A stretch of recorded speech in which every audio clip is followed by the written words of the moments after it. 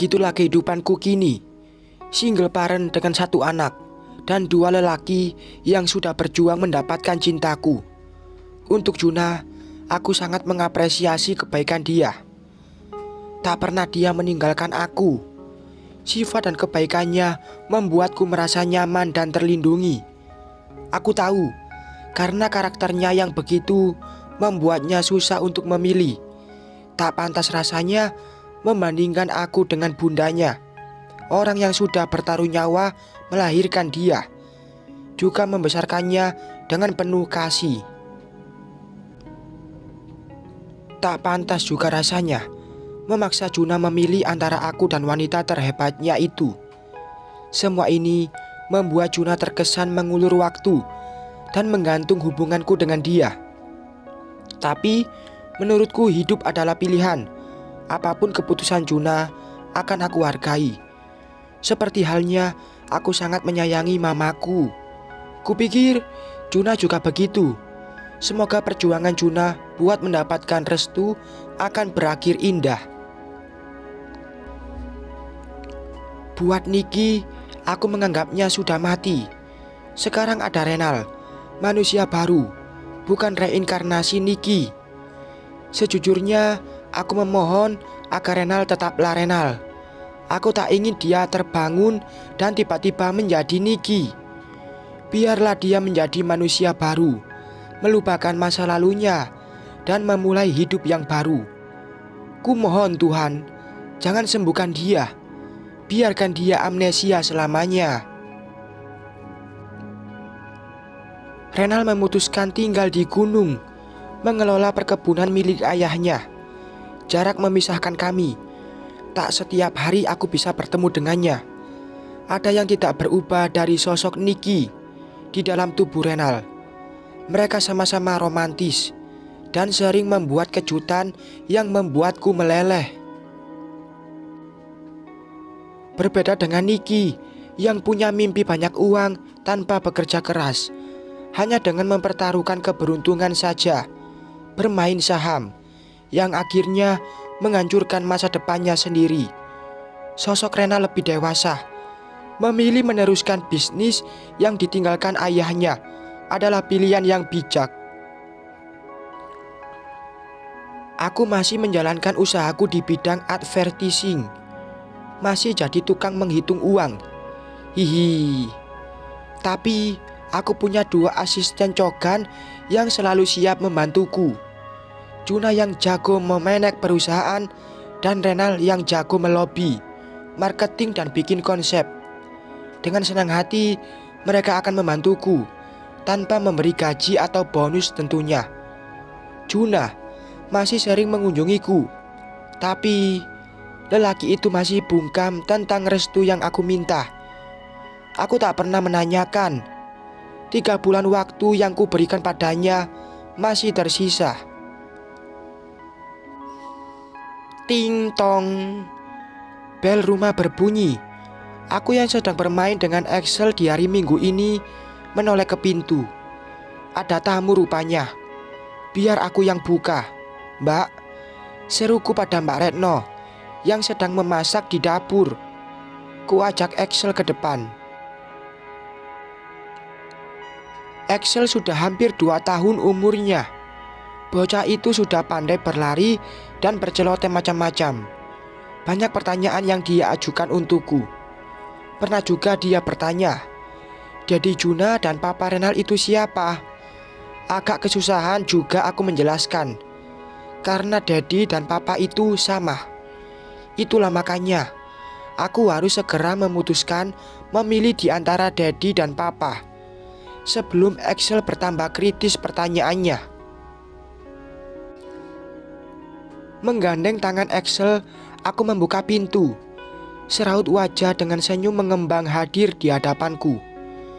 Dia membawa sebuah boneka Hello Kitty pink ukuran besar dan sebuah mainan robot berukuran besar juga di tangannya. Hai Excel, hai Mama Excel, sapanya dengan wajah ceria. Aku membalas senyumnya. Ini buat Excel. Dia membungkukkan badannya yang menjulang dan memberikan mainan robot itu pada anakku.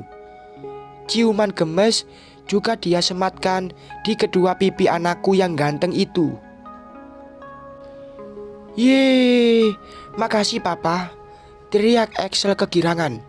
Matanya berbinar menatap mainan robot berwarna biru di tangannya.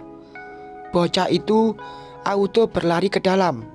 Pasti dia mau pamer sama Mbak Retno, pengasuhnya. Tinggal aku yang berdiri berhadapan dengan Renal.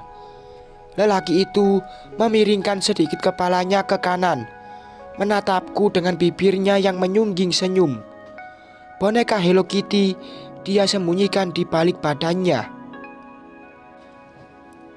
Aku ada sesuatu buat kamu, mamanya Axel, ucapnya sembari menyentik pelan cuping hidungku. Aku sudah tahu, ucapku dengan menahan senyum. Kumiringkan badanku untuk melihat boneka kesukaanku yang tersembunyi di belakangnya. Ah, pintar sekali kamu. Renal menunjukkan boneka itu padaku. Dia tahu aku suka karakter Hello Kitty. Mungkin dari mobilku yang berwarna putih dengan sekitar Hello Kitty besar di luarnya.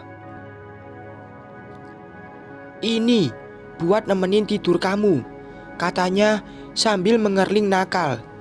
Anggap aja lagi meluk aku. Hehe. Is genit. Aku mendelik. Ku peluk boneka itu dan mengajaknya masuk. Duduk di ruang tengah, Renal mengawasi dan mendengarkan celoteh Axel yang sedang pamer mainan baru pada Mbak Retno di dapur. Anti, Papa Renal beliin adik robot, pamer Axel sambil mengangkat robotnya. Wah, bagus sekali. Mbak Retno menoleh. Ini bisa jalan loh, ada lampunya. Kembali Axel bercerita, seolah mengajak Mbak Retno untuk bermain. Mbak Retno tersenyum. Anti boleh pinjam gak? Tanya Mbak Retno sembari masak. Sesekali dia melihat Axel yang menunggu di sampingnya. Boleh, ayo mainan. Mata Axel kembali berbinar. Mbak Retno berjongkok di depannya. Anti masak dulu ya, nanti kita mainan yang lama ya, katanya sambil memingkai wajah Axel. Mainan sama papa saja yuk. Tiba-tiba Renal sudah berdiri di belakang Axel. Mbak Retno langsung berdiri dan menganggukkan sedikit kepalanya. Iya, Sel, main sama papa Renal dulu ya, bujuk Mbak Retno. Axel mengangguk. Renal segera menggandeng tangannya dan mengajaknya duduk di karpet ruang tengah. Aku yang ada di kamar tersenyum sendiri mendengar obrolan mereka.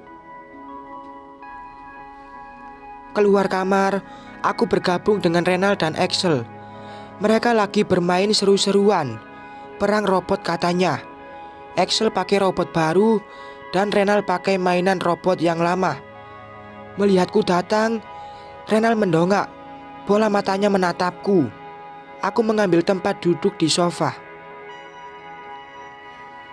Keluar yuk, ajak Renal. Kemana? Aku menoleh.